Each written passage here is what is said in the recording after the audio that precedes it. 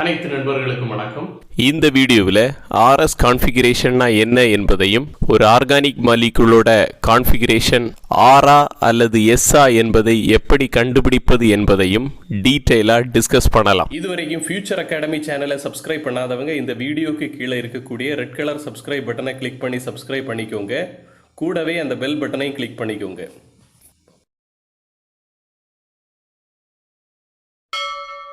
RS கான்ஃபிகரேஷனை பற்றி discuss பண்ணுவதற்கு முன்னால் ஒரு சில இம்பார்ட்டண்ட் பாயிண்ட்களை டிஸ்கஸ் பண்ணுவோம். ஆர்கானிக் காம்பவுண்டில் வரக்கூடிய இம்பார்ட்டண்ட் எலிமெண்ட் கார்பன், அதோட வேலன்சி 4. அதோட அர்த்தம் என்னன்னா கார்பனை சரௌண்ட் பண்ணி 4 பாண்ட் இருக்கும். இந்த 4 பாண்டையும் கார்பன் கூட ஃபார்ம் பண்ணின 4 ஆட்டமும் டிஃபரண்டாக இருந்தால் இந்த கார்பனை நம்ம கைரல் கார்பன் சொல்றோம். எக்ஸாம்பிளுக்காக இந்த மாலிகுலை எடுப்போம். இந்த மாலிகுல்ல கார்பன் கூட பாண்டடா இருக்கிறது ஒன்னு ஆக்சிஜன், இன்னொன்னு ஹைட்ரஜன், இன்னொரு கார்பன், இன்னொன்னு குளோரின். சோ இந்த கார்பன் கைரல் கார்பன் தான். ஏன்னா இந்த கார்பன் கூட பாண்டடா இருக்கக்கூடிய 4 ஆட்டமும் 4 டிஃபரண்ட் ஆட்டம். இதுல பார்த்தா உங்களுக்கு தெளிவா தெரியும். இந்த கார்பன் கூட பாண்டடா இருக்கிறது ஒரு carbon, chlorine, oxygen and hydrogen. So இந்த carbon chiral carbon. Next R கான்ஃபிகரேஷனை எப்படி முடிவு பண்றதுன்னு பார்ப்போம்.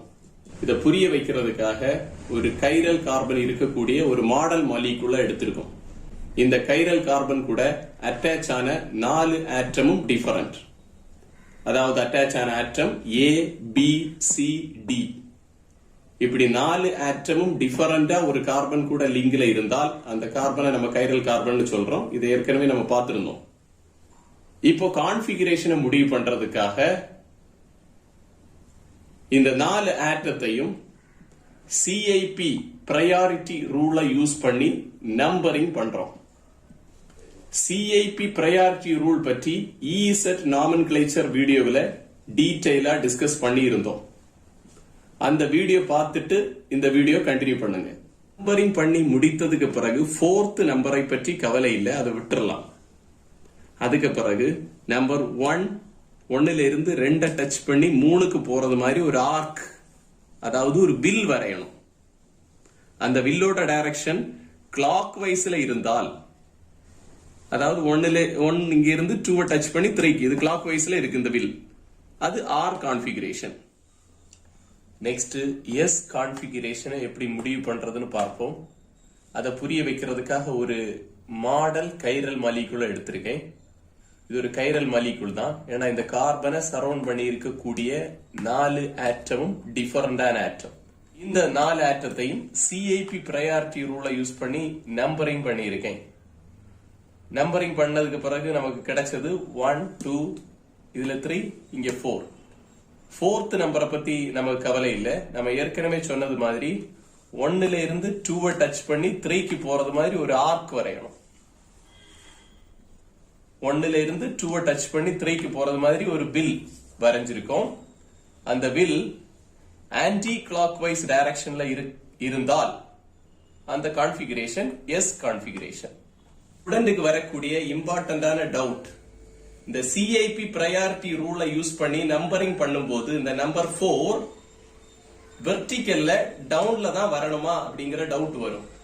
அது அப்படி கிடையாது. இங்க இருக்கக்கூடிய இந்த 4 பொசிஷன்ல எந்த பொசிஷன்ல வேணாலும் நம்பர் 4 வரலாம். ஒவ்வொரு பொசிஷனுக்கும் எப்படி கான்ஃபிகரேஷன் எழுதுவது என்பதை பார்ப்போம். சப்போஸ் நம்பரிங் பண்ணி முடிச்சதுக்கு பிறகு வெர்டிகல்ல டவுன்லயோ அல்லது அப்லயோ அந்த நம்பர் 4 வந்தால் என்ன கான்ஃபிகரேஷன் கிடைக்குதோ அந்த கான்ஃபிகரேஷன் தான் இந்த கைரல் மாலிகுல்ஸோட கான்ஃபிகரேஷன். அதாவது ஆர் கான்ஃபிகரேஷன்னா கிளாக் வைஸ்ல 1ல இருந்து 2 டச் பண்ணி 3க்கு ஆர்க் வரைகிறது. எஸ் கான்ஃபிகரேஷன்னா ஆன்டி கிளாக் வைஸ்ல 1ல இருந்து 2 டச் பண்ணி 3க்கு ஆர்க் வரைகிறது. ஒருவேளை ஹாரிசாண்டல்ல லெஃப்ட்லயோ அல்லது ரைட்லயோ அந்த நம்பர் 4 இருந்தால் நமக்கு ஆர் கான்ஃபிகரேஷன் கிடைச்சா அந்த கைரல் மாலிகுலோட உண்மையான கான்ஃபிகரேஷன் எஸ். எஸ் கான்ஃபிகரேஷன் கிடைச்சா அந்த கைரல் மாலிகுலோட உண்மையான கான்ஃபிகரேஷன் ஆர். அதாவது ஆர் கிடைச்சா எஸ் எழுதணும், எஸ் கிடைச்சா ஆர் எழுதணும். ஒரு சில எக்ஸாம்பிள் பார்ப்போம். இந்த மாலிகுலோட RS கான்ஃபிகரேஷனை அசைன் பண்ண போறோம். அதுக்கு ஒரு 4 ஸ்டெப்பை நம்ம ஃபாலோ பண்றோம். ஸ்டெப் 1 என்னன்னா, இந்த மாலிகுல்ல கைரல் கார்பன் இருக்கா இல்லையா அப்படிங்கறத நம்ம கண்டுபிடிக்கணும். இதுல ஒரு கார்பன் இருக்கு. இந்த கார்பனை சரவுண்ட் பண்ணி இருக்கக்கூடிய 4 ஆட்டமும் டிஃபரண்டா இருக்கிறதுனால இந்த கார்பனை நம்ம கைரல் கார்பன் அப்படின்னு சொல்றோம். ஸ்டெப் 2 என்ன பண்ண போறோம்னா, இந்த கைரல் கார்பன்ல அட்டாச் ஆன ஆட்டமை CIP ப்ரையாரிட்டி ரூலை யூஸ் பண்ணி நம்பரிங் பண்ண போறோம். அதுக்கு அதுல அட்டாச் ஆன ஆட்டமை எல்லாம் நான் இங்க எழுதியிருக்கேன். Chlorine, bromine, hydrogen, carbon. அதோட அட்டாமிக் நம்பர்ஸையும் நான் இங்க எழுதியிருக்கேன். குளோரினோட அட்டாமிக் நம்பர் 17, புரோமினோட அட்டாமிக் நம்பர் 35, ஹைட்ரஜனோட அட்டாமிக் நம்பர் 1, கார்பனோட atomic number 6. CIP priority rule என்ன சொல்லுதுன்னா, அதிகமான அட்டாமிக் நம்பர் இருக்கக்கூடிய எலிமெண்ட்டுக்கு அதிகமான ப்ரையாரிட்டி கொடுக்கணும். அப்படி பார்த்தா புரோமினோட அட்டாமிக் நம்பர் 35, அதுக்கு நம்ம நம்பர் 1 கொடுப்போம். So bromine 1. அதுக்கு அடுத்து குளோரினோட அட்டாமிக் நம்பர் 17, அதுக்கு நம்பர் 2 கொடுப்போம். So chlorine 2. அதுக்கு அடுத்து கார்பனோட அட்டாமிக் நம்பர் 6, அதுக்கு நம்பர் நம்ம 3 கொடுப்போம். லாஸ்டா ஹைட்ரஜனோட அட்டாமிக் நம்பர் 1, அதுக்கு நம்பர் 4 கொடுப்போம். சோ அந்த நம்பர்ஸ் நம்ம இங்க எழுதுவோம். கார்பனுக்கு 3, ஹைட்ரஜனுக்கு 4. ஓகே, அதுக்கு அடுத்து ஸ்டெப் 3 பண்ணுவோம். ஸ்டெப் 3 என்னன்னா, 1ல இருந்து 2 டச் பண்ணி 3க்கு ஒரு ஆர்க் வரையணும். 1ல இருந்து 2 டச் பண்ணி 3க்கு ஒரு வில் வரையணும். அந்த வில்ல நம்ம வரைவோம்.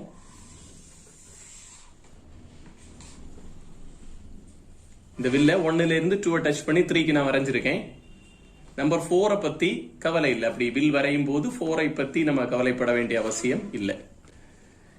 இந்த வில் கிளாக் வைஸ்ல இருந்ததுனால இதுல இருக்கக்கூடிய கான்ஃபிகரேஷன் ஆர் கான்ஃபிகரேஷன்.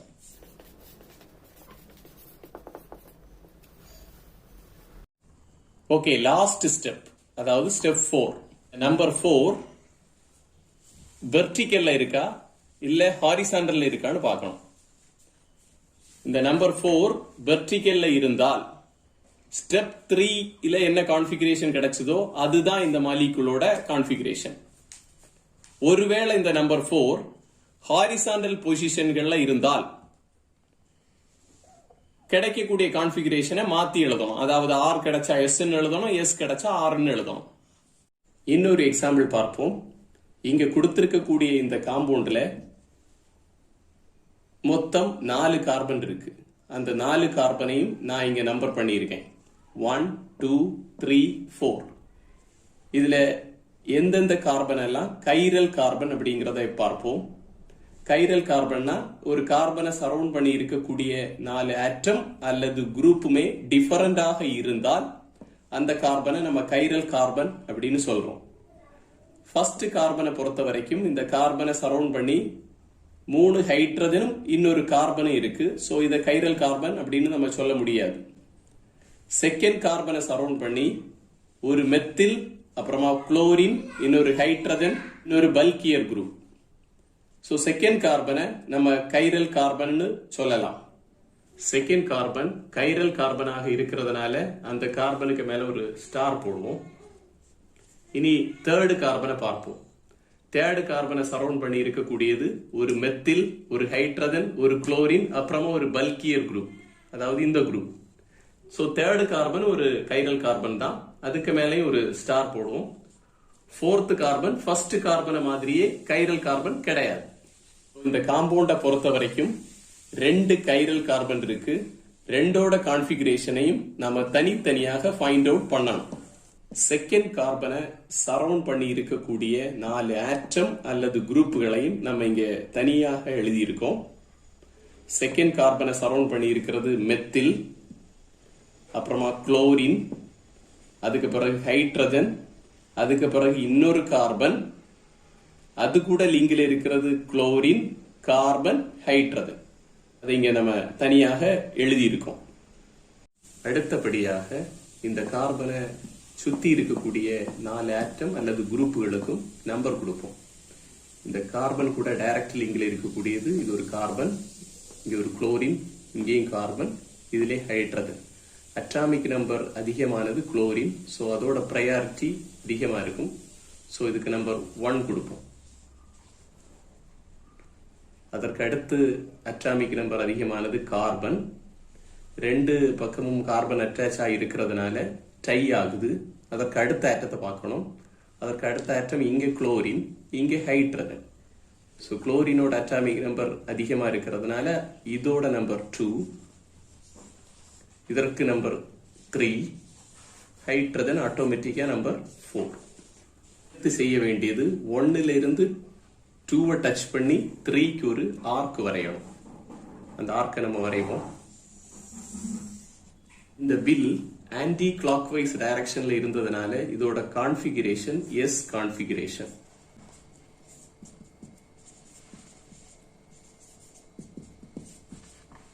லாஸ்டா நம்ம பார்க்க வேண்டியது இந்த நம்பர் 4 இருக்கக்கூடிய குரூப் வெர்டிக்கல்ல இருக்கா இல்ல ஹாரிசாண்டல்ல இருக்கா அப்படிங்கிறது.